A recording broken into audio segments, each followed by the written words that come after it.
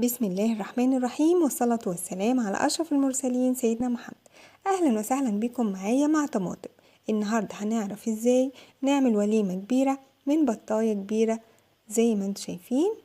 وليمة هايلة جدا وتنفعنا كمان في العزومات والمناسبات بطريقة سهلة وبسيطة وجميلة جدا، هتعجبكم ان شاء الله. جربوها ومستنية كمان رأيكم في التعليقات. ما تنسونيش بقى في اللايك والشير وسبسكرايب لو سمحتوا. لو لسه اول مرة ياريت تفعلوا لي الجرس علشان يوصل لكم كل جديد من فيديوهاتي. ويلا نسمي بسم الله ونشوف مع بعض المقادير والخطوات. الخطوات معايا ايه؟ معايا حلة على النار فيها طبعا مية، ابتدي اعمل فيها البوكيه جرنيه طماطم وبصل وفلفل. بالنسبة بقى للبهارات، ملح وفلفل اسود وكمون، بهارات مشكلة، ورق لوري وحبهان وقرفة خشب.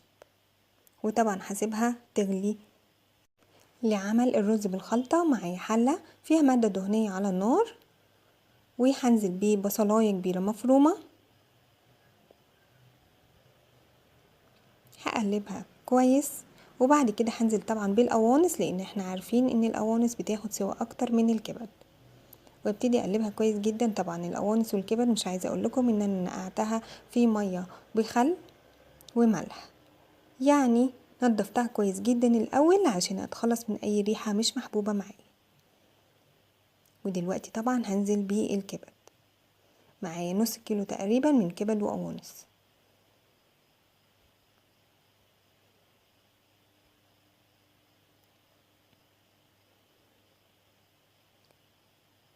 انزل بقى بالتوابل، ملح وفلفل اسود وكمون وبهارات مشكله، وبقلبها طبعا كويس جدا علشان تستوي معايا.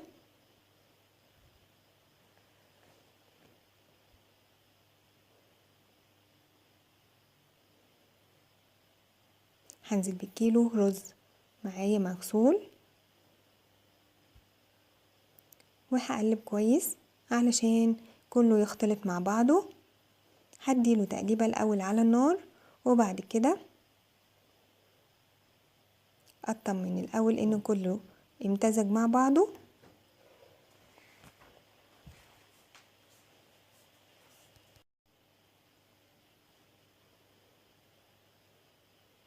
وكده تمام جدا. قلبت الرز مع الكبد والقوانص ومع التوابل وكمان المادة الدهنية.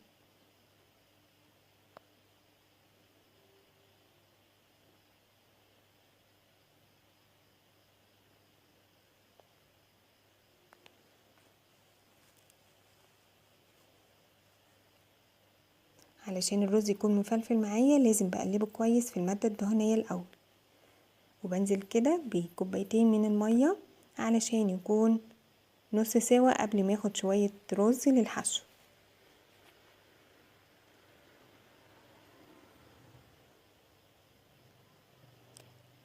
كده تمام، بدأ معايا في السوا. هبتدي طبعا اخد تقريبا كوباية من الرز بالخلطة، وهكمل طبعا المية للرز. وطبعا مستوى المية فوق الرز بيكون بعقلة صباع، وبغطيه طبعا يستوي كويس. معايا طبعا البطاية الجميلة دي وزنها تقريبا 3 كيلو.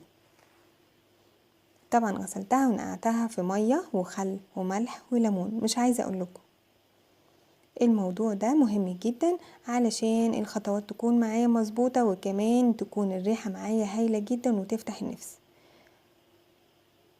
وابتدي طبعا احشيها بالرز بالخلطة اللي انا اخدته دلوقتي.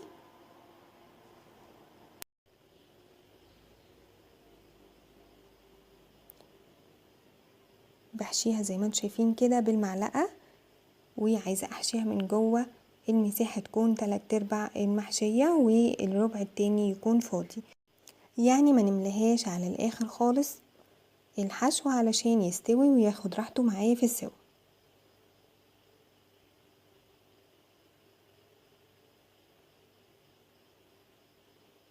تمام، حشيتها خلاص. وببتدي طبعا اقفلها كده زي ما انتم شايفين، وممكن كمان اقفلها بخلة لو حابة. ولازم طبعا اقفلها علشان شكلها كمان بعد السوا يكون كويس ومقبول.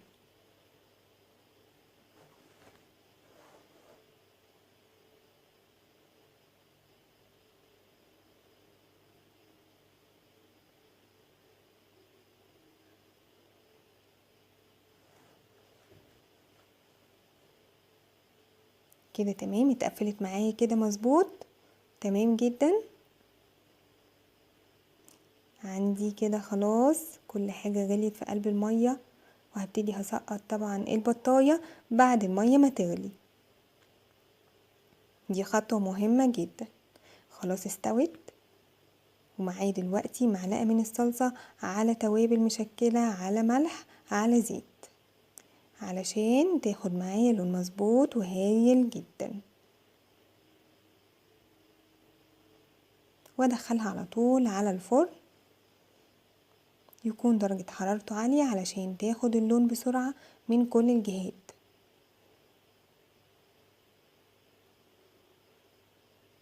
ومعايا القلاية على النار،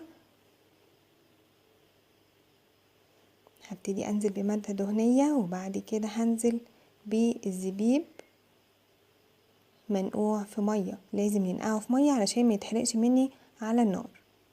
وكمان سوداني، اي مكسرات موجودة عندي، واديله تحميصة كده على السريع، تقليبة سريعة.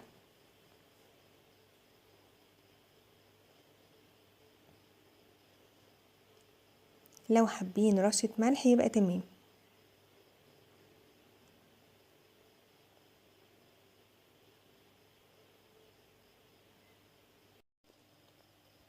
وكده تمام جدا.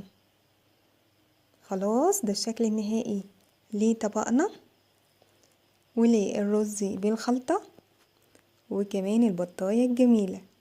الرز بالخلطة بقى مش عايزة اقول لكم انه اول ما بيشرب المية بنوطي عليه خالص لغاية ما يستوي على الاخر.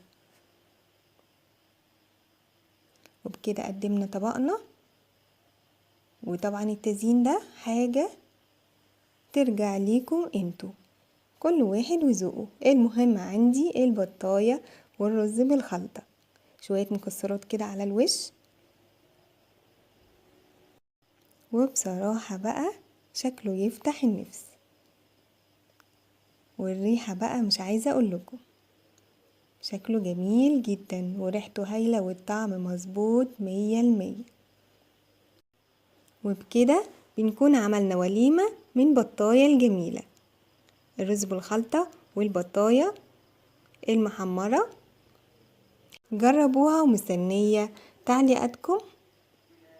ما تنسونيش في اللايك والشير وسبسكرايب لو سمحتم. شكرا ليكم جدا، والسلام عليكم.